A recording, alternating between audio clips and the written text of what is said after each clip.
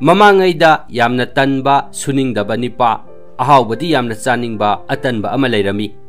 Mama mapa oibana nongmagi numitta hairami, ibungo nahakpu yumgi thabak inkhang sujin nomjin bakhara yausilu. Napangan pharaba isagi mateng yaurabadi aikhoi pumba nungaigadawribani hairami. Adubu atanba masanupadu mana phawba haplamde.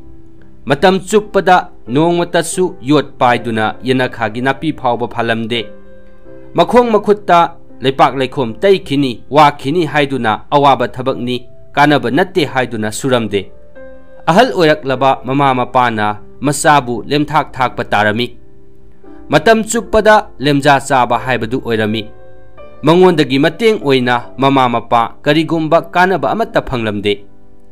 Nongmagi numit amadadi ahal oisilaklaba mama mapa anidu masa atanbagi wa khanarami. Aikhoi anisu yamna kanba thabak subasu ngamsilaktre.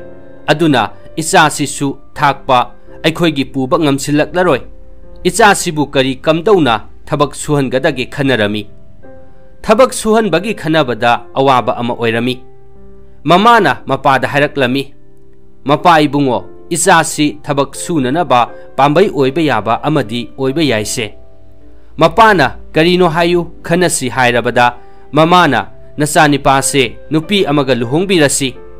Luhonglabadi suningba nomningbagi wakhal lakpa yai. Soidana suragani sudabasu yararoi.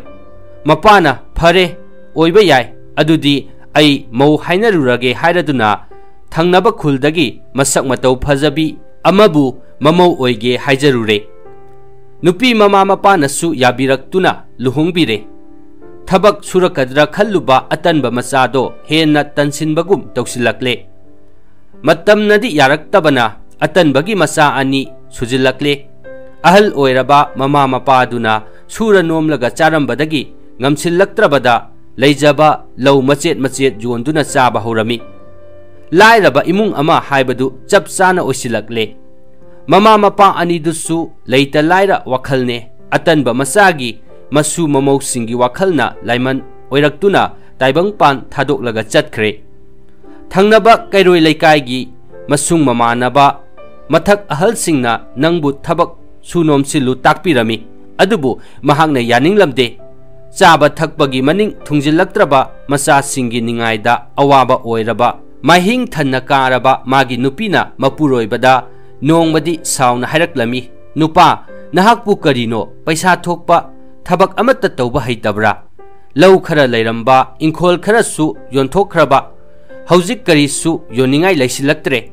Nasa singi saba setpa thungdabagi ningai tauba khotpa mayam sibu taba ngamlibra. Aibu yonthoke haibiribra.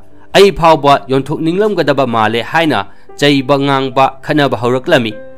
Atanba nupado makok khotuna tawpham khangdana mahaki nupigi asumba wangang tabada ikairaktuna chajai ama pairaga konthong wangmada thoklakle. Asum lakpana tamna leiriba nongpok thangbagi jingkhong yongsilaklami. Jingkhong adugi manakta san senba nupa amana ujau amagi makhongda nungaina pothaduna leirami. Atanba nupa aduna masi nupa sisu aigumba oirabajala khanduna parap changsinduna nupa aduda haudoktuna hanglami. Nahak mafam sida kaidawribano. Sida pothadrabadi nahaki pothapham leitabra. Magi wahang tarabada aihak sansen bani. Aihak ase seliba sansing asina potharingaida ngaihaktang potharibani haina khumlaklami. Sansen banupadu amuk hanglaklami.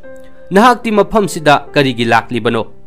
Wahang asi tarabada atan banupana marup loy ai ase isasu ani leire chaningai thakningai leitrabada isana khara kapsilak nupina khara thabak sude paisa thokte ngangsilak aihak tawpham ama khangdraduna ngauchatnana mafam si yauраklibani haina khumlaklami. Subanomba tandraba sansen bana pumnamak khangladuna marup atai ama natte nahak awaba haibadu adum oikhigani nahak yararoi. Haifam tawpham khangdaba angawbagi matawgum soidana tawraktuna marup nahak ngauduna chatlani. Masigi wahaising asi tabada atanba nupana kina sansenba aduda hanglaklami.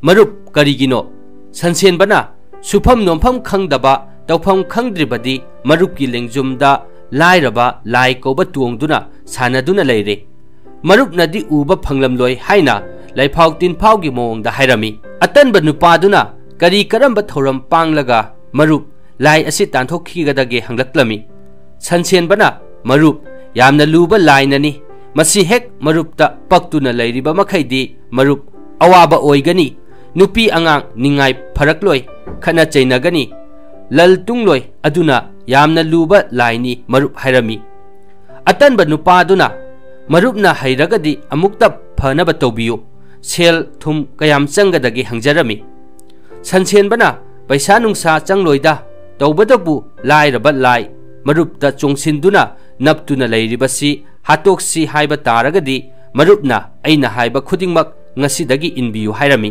अतनबा नुपा अदुना मरुपना हाइबा लोइना इल्लगे पकलिबा लाई असिदा लौथोकपियु हाइजरमी ngasiदगी मरुप नहाक युमदा हंदना अइगी खुंदा चटलसी हाइदुना चटमिनखरे अहानबा ओइना अतनबा Nipah अदु सनसेनबगी सनसिंग अदु नुमित मंगानी सेनगदबनी हाइदुना सेलहलमी महांगनसु लाई असिदबु तांथोखरबदी नुंगाइगदौरिबनी खन्ना सनसेनबगी वा अमत्ता हिक्तोकपा याउदना सनसेनबगी मतुंग इंदुना थबक थौरम कया सुनुमलकले सनसेनबगा लोइनना लौ उरे सिंग Yale इंखोल संबल मनामसिंग थाबा याबा थामिनरे nga फामिनरे सनसेनबगा अतनबा नुपागा नोंगमता सुबा नोंबा मतम मतमगी मतुंग इना लेबलक्तबना चही फारकलबदा यामलबा मही मरोंग लोकले सिंगई पुकई थन्ना चोना लैरे nga थुम नुंगाइना सेल थुम मरांग काइना सनसेनबगी इमुंगदा पैरे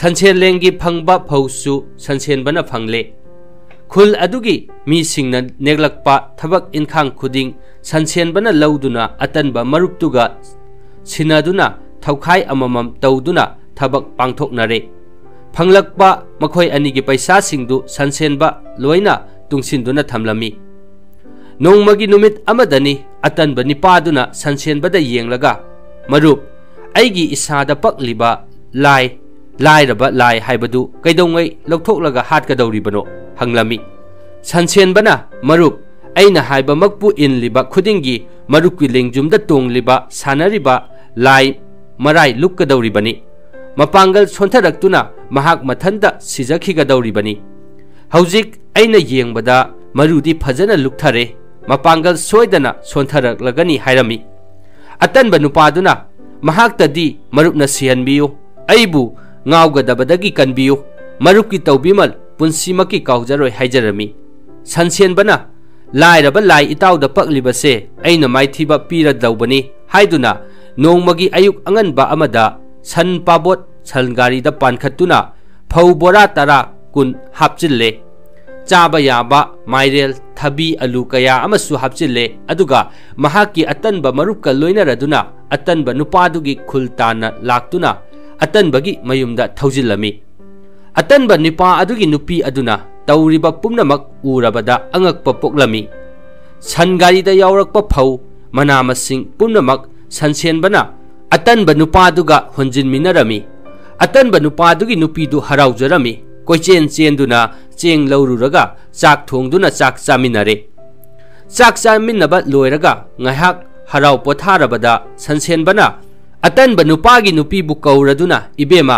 हयेंसी अखोई इताउसिगा लंगफै चलुखिगे नखोई नमानचा निंगथिना लेमिनरमु मरुपसिसु वाखल मपुंग फाना लाक्लबनिको सनसेनबगी अर्थ यावबा वा ताबदा अतनबगी नुपी हराउजरमी सनसेनबना अतनबा नुपीदा नंगी नुपीदा सेलसि पिबिरमु हाइना सेल चबुल अमा सिनबिरे सेंगाउदु अतनबा नुपाना मागी नुपीदा सिनरमी मागी नुपीना मोइबा टेक्ता कायदना हनबिरकु हाइदुना ममा मचा नोकफेट तौदुना सेल चबुल सेंगाउदु लहौवी अतनबा नुपागा सनसेनबगा अनीना सनगारी पानखत्तुना सनसेनबगी युमदा लाक्लबदा नोंग हेक nganbaga langphaida thabak suba chatlasi haunaduna chatlami matam khara langphaida leiraklabada yumda amuk halasi haiduna phanglakpa sel chabun puraga halakle matam asidadi sunom laga chaba phangi selwate mina ikai khumnai phajana wakhal laklaba atanba nipaduna magi marup sansen babu yenglaga nungsiraba aigi marup aigi hakchangda pakpa sanariba lairahanbagi lairaba lai adu hojik phawba sidribara hanglaklabada sansenbana nokphet tawna marup aikhoina nahal makhai langphaida thabak suba chatpada itawda pakpa lairaba lai adudi lokta onthaduna sihore itawna urabadi kigani khanduna aina haidok chadrabani khumlakhi atanba nupadusu noklami aduga haraklami itaw aisu uhawi soidana mahak lok aduda siramlagani lairaba lai amuk hanna aigi nakta mahak lakpasu ngamlaroi asum phongdoklaga nokna harauna itaw aikhoi punsigi thadoknadana thabak suminasi ngasidi aigi yumda nachal nupibu chak thonghalaga hawba hawtaba chak chakhom amamam charurasi haiduna atanba nupaduna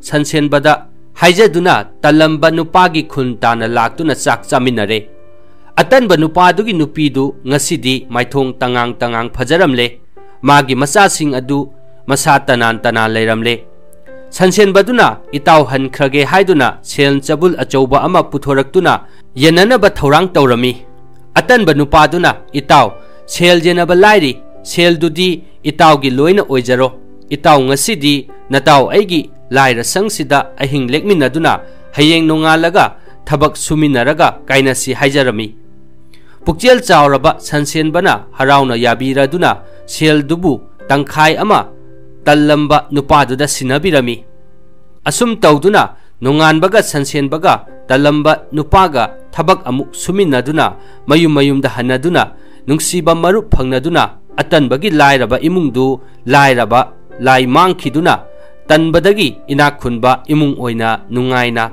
yonkhiba lausing adu amuk lepsinjaduna nungaina pankhare wari asi matang asida loisinjare wari asi libada soikiba yaurabasu tabiriba punmamakna ngakpinaba nolukna haijari makha taba wari thagalakpada khangnabagidamak